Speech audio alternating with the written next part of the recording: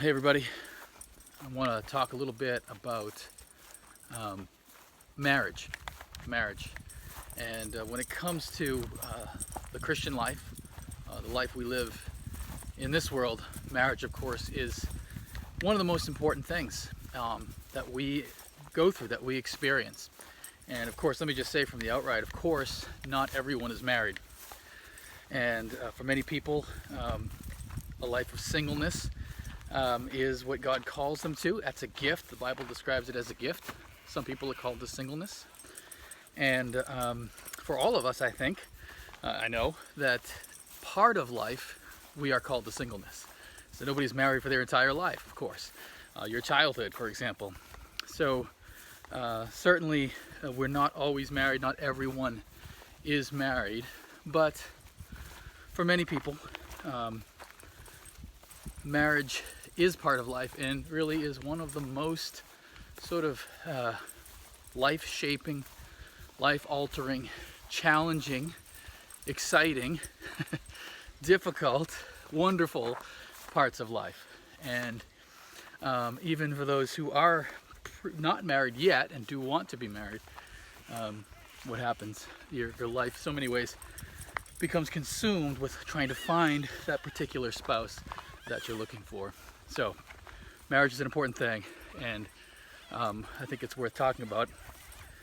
This year I celebrated our 20-year anniversary. 20 years, which is really an amazing accomplishment. So my life in so many ways has been shaped by marriage.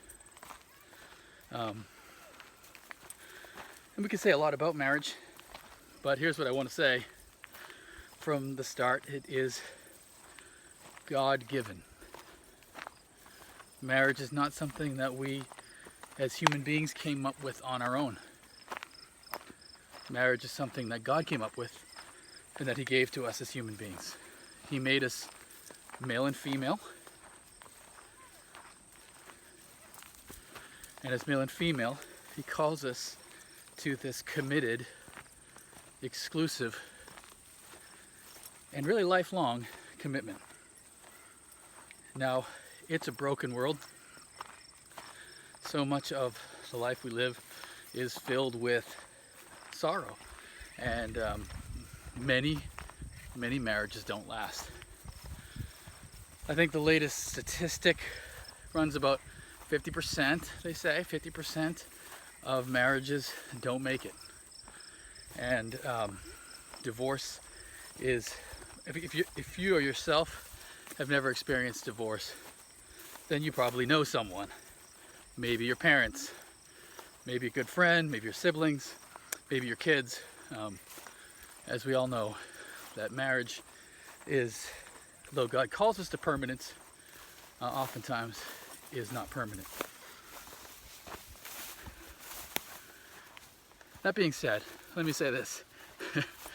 Marriage is one of the greatest blessings we experience. And part of the reason for that is because of the trials that marriage brings into our life. So notice that. It didn't say that marriage is an amazing, wonderful experience in spite of the difficulties and the hardships and the problems that we face within a marriage. But I would say at least partly, and maybe even predominantly, it is that wonderful blessing in life because of the difficulties and the hardships that it can produce. So let me just explain what I'm getting at here.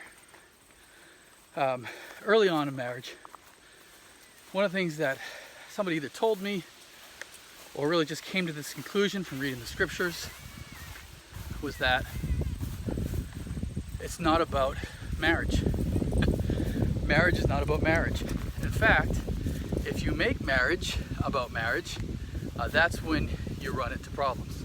See, marriage, like many things, is a wonderful servant in life and how we relate to and know and experience God. Wonderful servant, terrible master. Like money, like possessions. It's a wonderful servant, it's a terrible master. So if we see it as that, it ends up being something that helps us serve the master. And the master, as we said before, is God. So here's what happens when we make marriage the master. We make it all about trying to, looks like a hawk, straight ahead.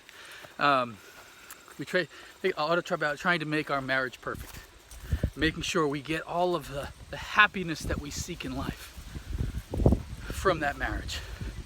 And marriage just can't offer that. There's happiness in marriage, of course there is, but it can't be the purpose of life. It can't be that one soul satisfying pursuit that satisfies all of our desires and needs. For that, we need something far bigger, better, greater than marriage. We need God. It's a God-shaped hole in our hearts, and that God-shaped hole is not filled or satisfied simply by marriage. So what happens then when you take it off the throne, you take it off the altar, and make it a servant of God rather than the master? When you make it a part of how you pursue and know and experience and enjoy God rather than what your whole life becomes about, then it becomes a beautiful servant. It becomes a beautiful servant. Now, understand, I have an amazing wife, and she is incredible, and you probably couldn't ask for a more sanctified wife than the one I have. She's not perfect, and for sure, I'm not perfect. So what you got is two sinners trying to make things work. Two people who are far from perfect, trying to live together, be committed to one another, and spending hours and hours every day together. How's that going to work? And it's a journey, it's a path like this one I'm walking on here. There are ups and downs, and there are stones and ditches and turns and decisions to make, and but at the end of the day, it's a servant to how we serve the Lord. And here's the thing. Within a marriage, I'm going to have to learn how to forgive. I am going to have to learn how to ask for forgiveness. I'm going to have to learn to be sympathetic, empathetic, considering others' needs, considering others' problems, others' struggles, others' issues besides my own.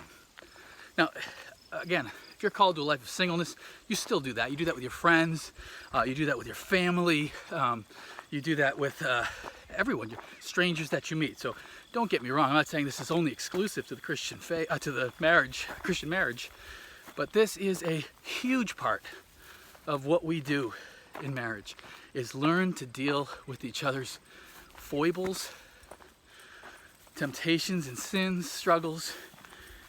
And honestly, it's not so much learning to forgive someone else as it is learning to try to change in conformity to Christ, so that I'm not the problem in that marriage either. See, I think if marriage is a master, you're looking for the perfect mate. And really the perfect mate for you, the perfect spouse, the perfect partner for you is not a perfect person, because you're not a perfect person. And what God is calling you is two imperfect people to grow together in sanctification. That's the goal. And hopefully, I can certainly say after 20 years of marriage, I look back and say, wow, have we grown. In every which way. We've grown as individuals, we've grown together as partners, in the way we complement one another, different strengths, different weaknesses, the way we learn to forgive one another and move beyond an argument or a struggle. We've grown in how we raise kids. I'll get to talk more about that at a later time. We've grown in how we face financial struggles, issues of romance and sexuality, all those issues we've grown. And that growing is not just to make a marriage better. That growing is ultimately to please God and glorify Him. You say, where are you getting this stuff, Rick? Well, from the Bible. Ephesians chapter 5, among many other places, that marriage is a parable of the gospel. That husbands, we're called to be like Christ in relationship to our spouse. And wives are called to be like the church in relationship to Christ together. So here's the point, friends. Let marriage do its work of sanctification in you. There is incredible joy along the way. There is, of course, as we see in the Garden of Eden, it's not good for man to be alone. There's companionship, there's love, there's just having a partner in life that you experience everything with. All those things are great. But how do you make a marriage last, and how do you grow together after 20 years and 30 years, 40 years, 50 years, however many years God gives us? You do it by not making marriage about marriage, but making marriage about God. That it's a servant to a greater purpose, that we would know and enjoy the Creator forever. Marriage is a gift for this life. That's one of the things I find shocking in the Bible. It doesn't sit comfortable with me. But that's a good thing about the Bible. It's not supposed to sit comfortable with me. It's God challenging me, changing my views, and shaping me to His will. If I'm comfortable with everything I read, then I'm perfect already in my mind, and I'm far from that. But that marriage is temporary. So what happens in glory? What happens in the new heavens, in the new earth, and all that is to come? Well, we still, I would think, maintain an incredible relationship together, you and your spouse who are in Christ.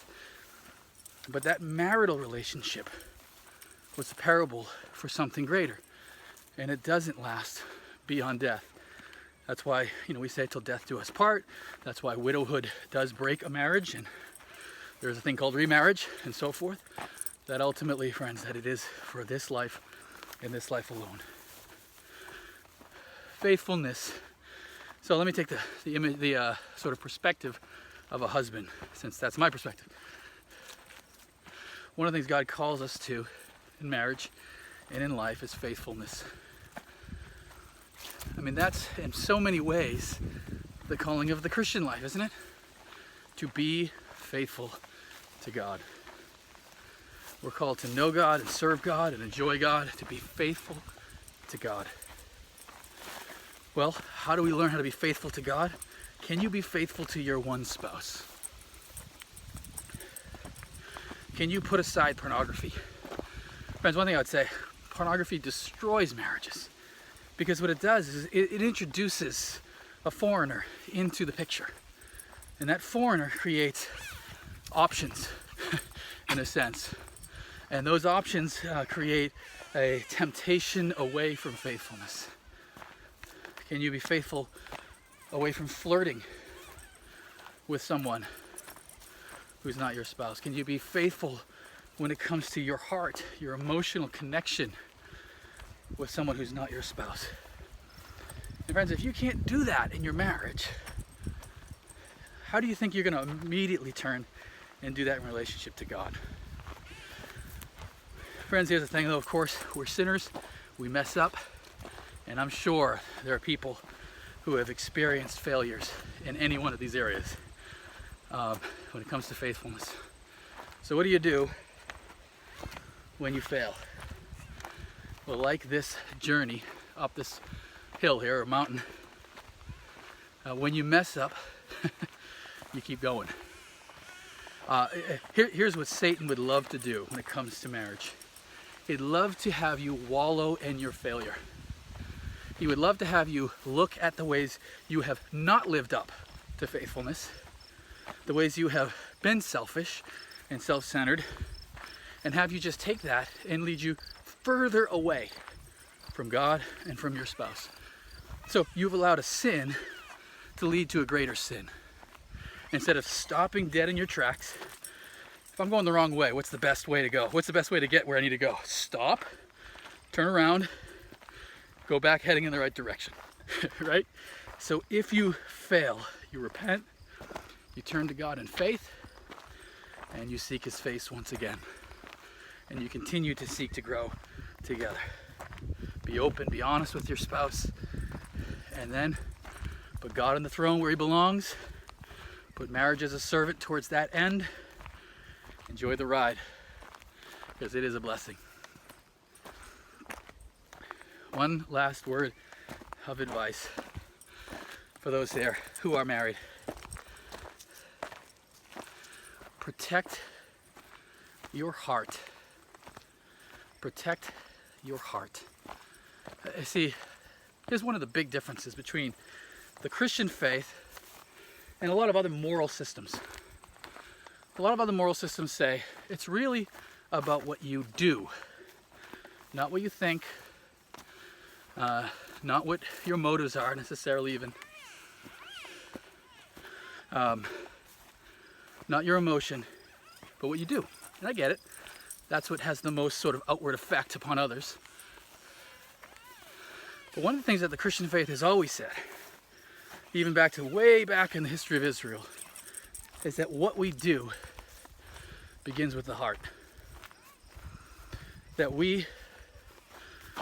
out of the overflow of the heart, the mouth speaks, as Jesus said. As the Proverbs say, above all else, guard your heart.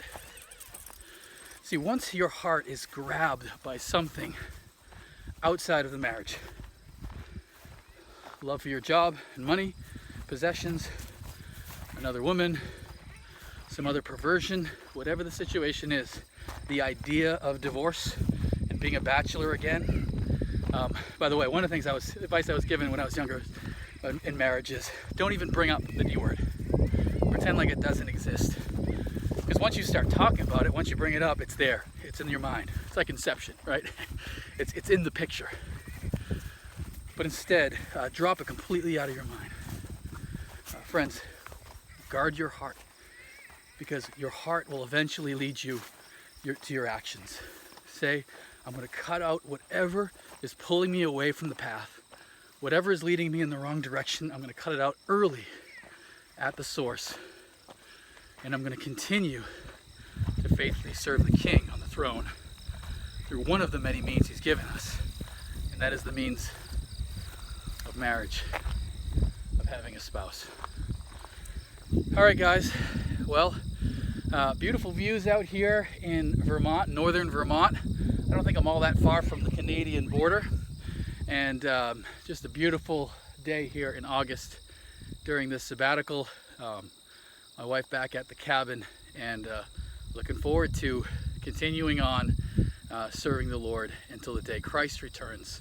And this wonderful parable of marriage really becomes a reality as we are united as God's people, as his church, as his bride, to our groom, to Christ forever.